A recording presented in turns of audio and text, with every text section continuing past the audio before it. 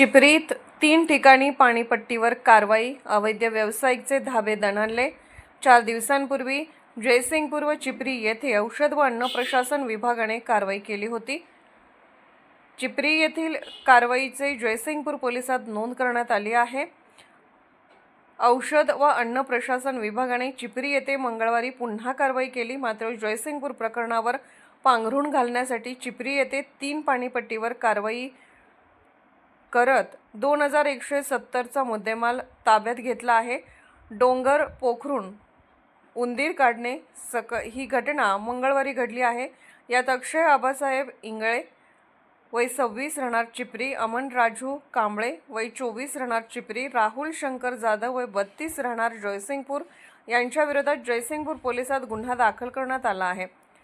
त्यांच्याकडून तयार मावा, सुगंधित तंबाखू, पान मसाला यासह 2170 रुपयाचा मुद्देमाल हस्तगत केला आहे। याबाबतची फिर्याद रमाकांत पांडुरंग पाटील यांनी दिली आहे।